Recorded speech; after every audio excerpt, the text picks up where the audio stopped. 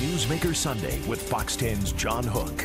Thanks for joining us on Newsmaker Sunday. Pleased to have the Republican candidate, one of two Republican candidates for Secretary of State. The current Secretary of State, Michele Reagan, served many years in the Arizona legislature beginning in the early 2000s. Yeah, been there a while. In the House and Senate.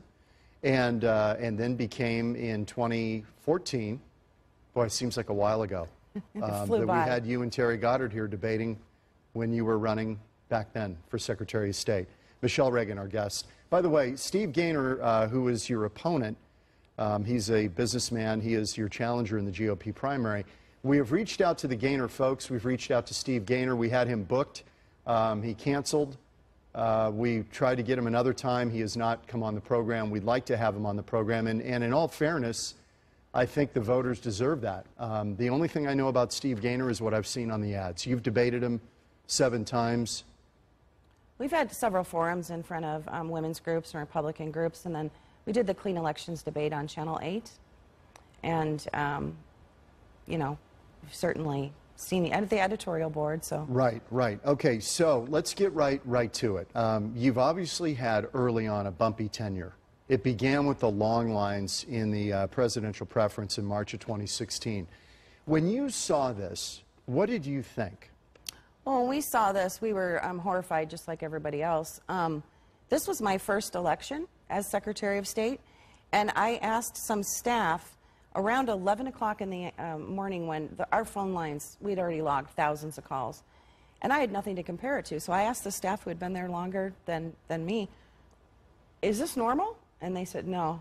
So you knew there was trouble. Yeah, and we knew something was drastically wrong, and so we sent people out to the polls to see, was it equipment, was it and it turned out to be polling places. In other words, you had 200 polling places the cycle before. Right. And then because of a low turnout at that time, everybody said, well, maybe we can do with less. And that was Helen Purcell, who was a former Maricopa County recorder. Right. So Helen's team decided to do vote centers, which are actually a really good idea, doing vote centers. And, of course, Adrian Fontes is using them now. You can go anywhere to vote. And so instead of going to your own polling place, you can go to a bunch of satellite. Correct. And there were 60 in the presidential preference instead of 200 that they'd had before. So instead of 200 precinct-based ones, they did these voting centers, but then they only did 60 of them. And obviously 60 in a year where there were so many people enthusiastic about presidential candidates, it just wasn't enough. Okay, so your response to that, let me show you, because you talked to us after the smoke cleared. Let me play that. This is tape number 2. Take a look. Ultimately, it is election officials' responsibility, absolutely, and I wish that we had questioned it. I wish I had questioned that 60 were not enough. I did not do that, and for that, I take responsibility. Do you stand by that? Does that story change looking back? Absolutely. I mean, when something happens on Election Day or in the run-up to election, the whole election community is in this together. Statewide elections are pulled off with thousands of people on the ground. So, yes, this was a call that a county recorder made. It was approved by the Board of Supervisors. It's not approved by the legislature. But at the end of the day, I'm the one with the fancy title of Chief Election Officer. So we took responsibility in going out and talking to voters, getting their story. I don't know if you remember, we went around and had a series of, you know, let the people come tell us what their experience was so we can give that feedback back to the counties. It got pretty heated. Yes. There were some angry people out there. There were, and we had to have security there, which was something I had never really dealt with before, but it was important to hear what happened to these folks and then to report back to the counties what we can all do as a community to make sure that doesn't happen again. Okay, so you get off the launch pad with that election. Right. And it kind of marks you right from the get-go, didn't it? Oh, yes, absolutely. I mean, some of the first ads we saw in this race were, and you know, we knew that was coming, is they showed the clip that you just showed of the long lines and said, don't ever let this happen again, et cetera. You know, there's a lot more people than just Michele Reagan making decisions. And truth be told, I mean, we'll go out there and we'll take the heat with everybody else, but I don't pick polling places. My office doesn't pick them. We don't decide where they're at. The Board of Supervisors is the one that actually approves it. What would you like the voters to take away from this as they're sizing up candidates here in this Republican primary, you and Steve Gaynor? What would you like to tell them about this? What I'd like to tell them is, and I think we see this from a lot of elected officials, they get into an office and they don't do anything. They don't make any changes. They don't upgrade. They don't take risk. And the reason why they do that is because when you change systems like we have, we've upgraded almost everything, you're taking an incredible risk because it's not always going to go right. The other option to that is a stale status quo. And to me, that's unacceptable. So, yes, you mentioned my first couple of years, they were very bumpy. But the good news is that now we've got election systems and business service systems and employees that the state of Arizona can be really proud of. I mean, we've worked through all that. We've had 4 statewide elections since then that have gone wonderfully, which is why you didn't hear about them. Well, this is the interesting thing about this job.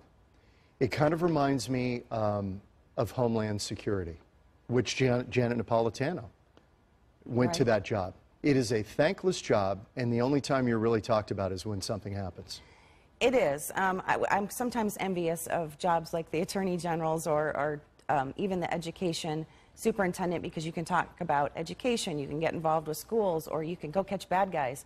The Secretary of State's position is very administrative, so you're right. You don't hear a lot about it when things are going great. We've had a lot of great successes, huge successes, things that are getting national attention. Give me a couple. Well, for instance, we're the only state in the country that does scanning and of all of the candidate petitions. And what that means is it's saving you as a taxpayer enormous amounts of money. We don't have to call in 30, 40 temps to sit and count those signatures, boxes of signatures. We did a pilot program for a local company. They're probably going to take it nationwide. Those things zip through scanners. John McCain, it was really funny when he came in to file the last time in 2016. He was used to it being an hours long process, and it was 20 minutes. So, you know, he came in, we handed him a sheet of paper, said, this is how many signatures you have, and the rest of the time he used it for a press conference. So there have been some victories that you want to point to. Well, you know, when I first took office, our office didn't even accept credit cards. And right now, you could get on your smartphone and file almost anything you need in our business services section online.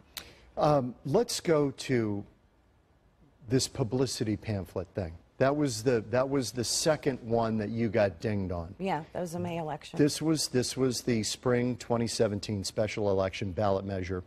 This included Prop 1, 2, 3. It was actually 2016. Oh, it is 2016. Yeah, you're right. That was a year we had 4 statewide elections. That had never happened before. So you were under it. You were under it. Publicity pamphlets did not make it to 200,000 households the spring of 2016. They did not make it on time. Right. They were 8 days late. This was doesn't make it any better. A Secretary of State problem or a vendor problem, which was IBM?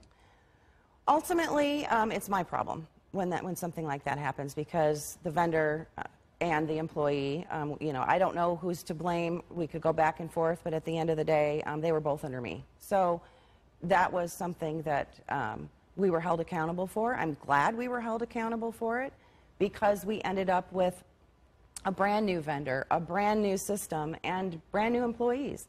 So again, we've had 4 elections since then that we haven't had that issue, so we know the problem's fixed. When you're out there with voters, are you able to convince them if they have questions and say, hey, well, you know, you had the problems with the pamphlets, you had the problems with the voting lines. Have you been able to get across to them, well, we've had 4 elections since then, everything's better, I've learned, we've learned from our mistakes. Absolutely. Are they getting that message?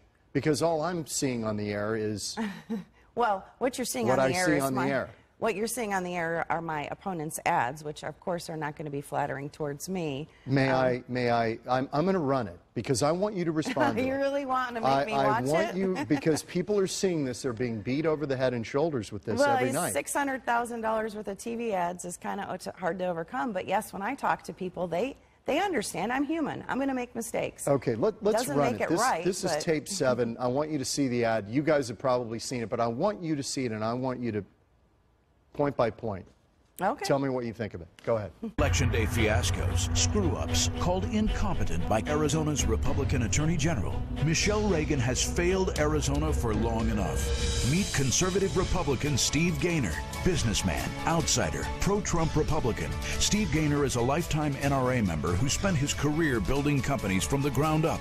Now he's running for Secretary of State to run the office like a business, protect our elections, and crack down on illegal voting. Steve Gaynor. You know, he is a registered Republican. When you saw that ad, you knew this was coming, right? But from your own party, you expected this in the general, but I have rarely seen a bloodbath like this in inter-party. I don't really call it a bloodbath because I'm not doing that back to him. And that may cost me the election, to be honest, but I still, there's certain lines I won't cross. And some of the things in that ad are, and we all know politicians exaggerate in ads, but some of those things are flat out false. So, which part? Well, for instance, the Attorney General did not call me incompetent. In fact, if you were to ask the Attorney General, did that ever come out of his mouth? It did not. You know, again, you can take anything and make anyone look really good or bad. I am happy that he used an okay picture of me, though, because sometimes you get those pictures where the people are going. Oh, yeah, you look like you're in the, you know, you're on the most that America's one could Most have been Wanted. worse. So let me play. You talk to us about the voting pamphlet situation when the 200,000 did not reach people on time for the election. You talked to Troy Hayden about it. Let me play that for you and take a look. We've made a mistake, and we did everything we could to correct that mistake. For the first time, Arizona Secretary of State Michele Reagan speaks publicly about the problems that led to 400,000 Arizona voters not getting informational pamphlets about Props 123 and 124. She says the problem was with a vendor that handles voter information for the state, and it wasn't intentional. Certainly not our finest moment. I like to obviously take responsibility for our vendors because we ultimately are the ones that hire the vendors, but this was an error that a vendor made. I don't know what the right word is to express it, but it pisses me off as an Arizonan, as the Attorney General. Arizona Attorney General Mark Brnovich forcefully said Reagan broke the law by not getting those pamphlets out on time. It was hard to hear him so angry. Everyone has a right to be angry, absolutely, when another statewide officer doesn't perform as expected. Again, I point out this was something that was not intentional. Reagan took a lot of criticism for not making the mistake public for over a week after she found out it happened. Her explanation? She didn't have time. My job wasn't to come and do news shows or to go and do press conferences. My job was to make sure that that election on Tuesday went smoothly. But don't you see how delaying making it public what this mistake was seemed in a way, to some people anyway, that you were hiding something? Sure, I could see that. But again, last weekend, my job was very simple in the sense, in my mind, it was make sure that that election on Tuesday goes off without a hitch. Okay, deserved or not, your opponent has hung this stuff around your neck. Yes. What would you want to tell folks about Michele Reagan as Secretary of State and why you believe that you deserve a second term? The reason why I want a second term is because we've embarked on this wonderful journey of changing and upgrading and the office and making it so that it's user-friendly and transparent. We're getting wild reviews from our customers, and our customers are of voters, candidates, lobbyists, small businesses. That makes the job worthwhile. We've started some things that I want to see through. For instance, lobbyist reporting is still on paper. That's kind of nuts. That should be something that is put online. I'd love to be the one to usher that in. I'd love to be able to work with the legislature to get this primary moved back to where other states do it, not in this Let me ask you August about heat that. of the Let me day. ask you about that for a minute, because it's never made sense to me when people are still on vacation. It's the worst They're possible trying to get time. back to school, all of that. It's a rough time to have a primary in late August. It is, and in this state it's even worse because it's so hot. And so I will tell you quite bluntly the reason why is because if it's moved to May or June, which is what most other states do, we have a state law that says legislators in session can't raise money. So any of them that are going to be running, they're prohibited from raising money in those months before. And you can't move it further back because then you don't have enough time before the general, right? Correct. Is that the thinking?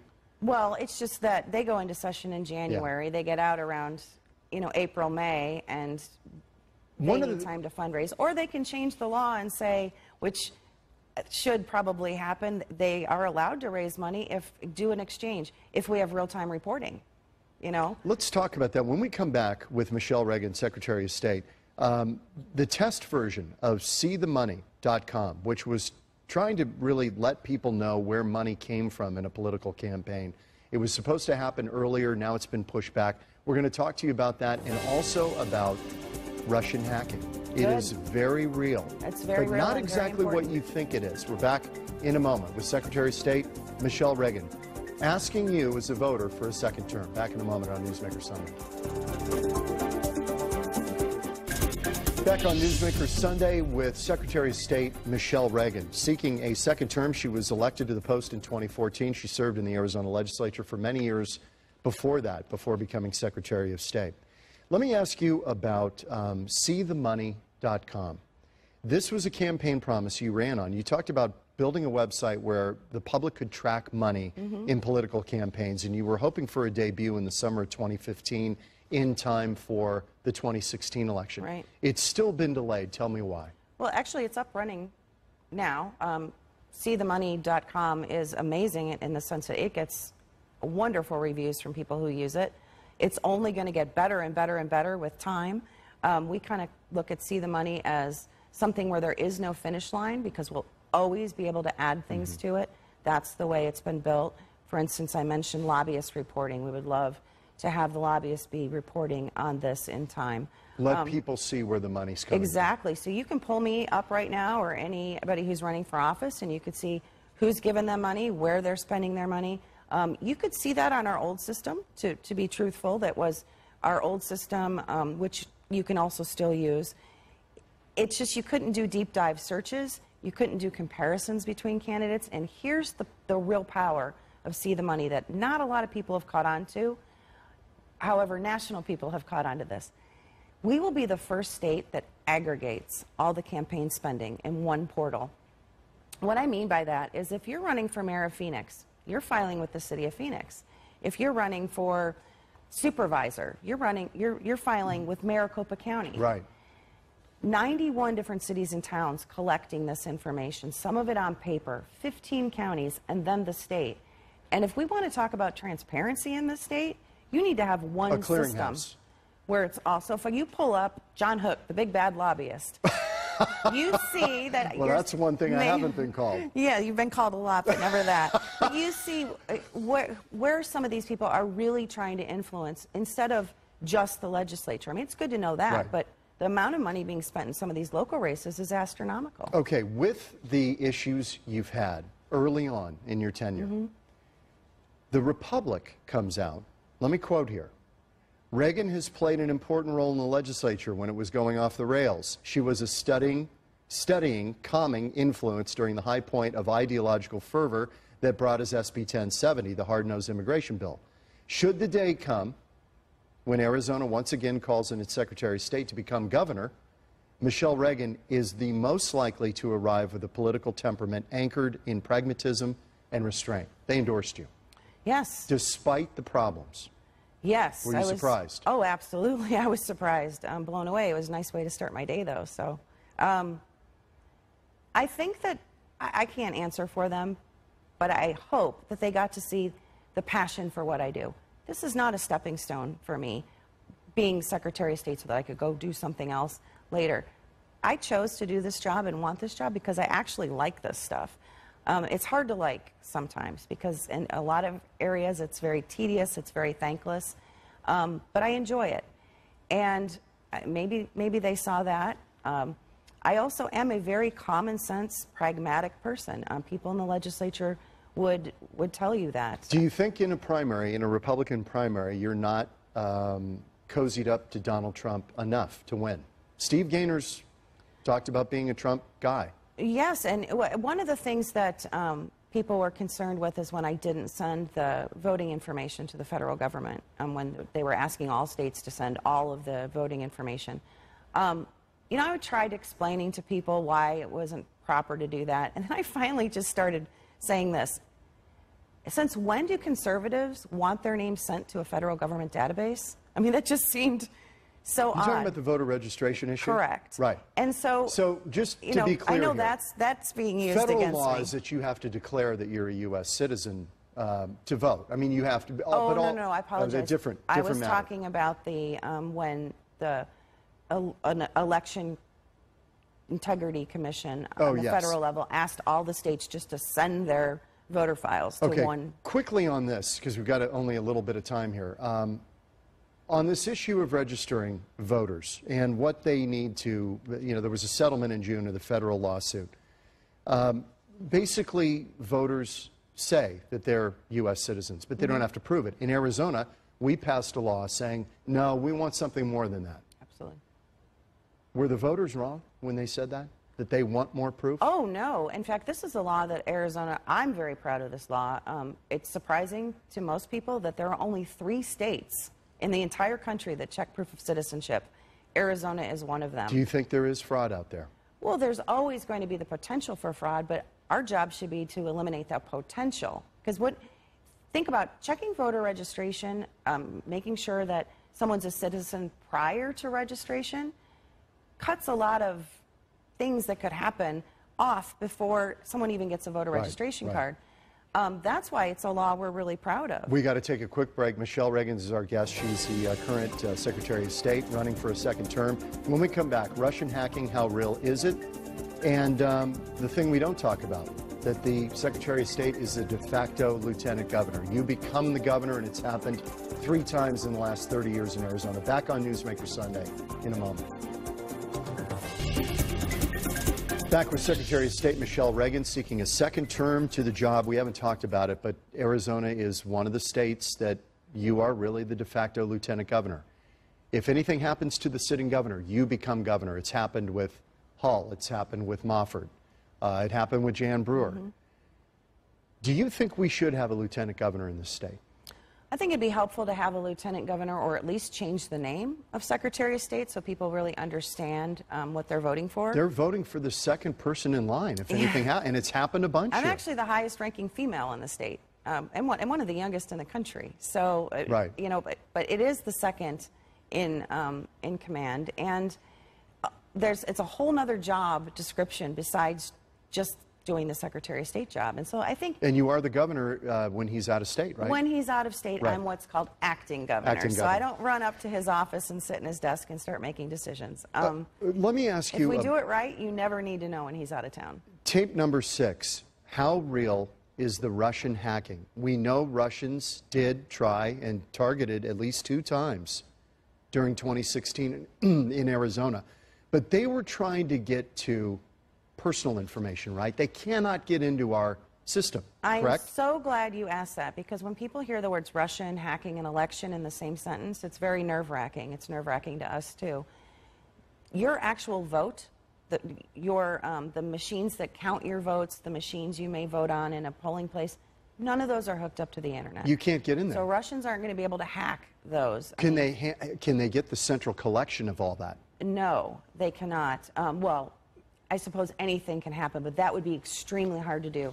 So at the end of a day, at Election Day, there are cards in the back of those machines. Those cards are removed by hand, driven into the county recorder's office. It's offline. 2 people are accompanying it at all times. Couple of seconds left. I want to give you an opportunity. What would you like to say to voters going into the primary, which is August 28th?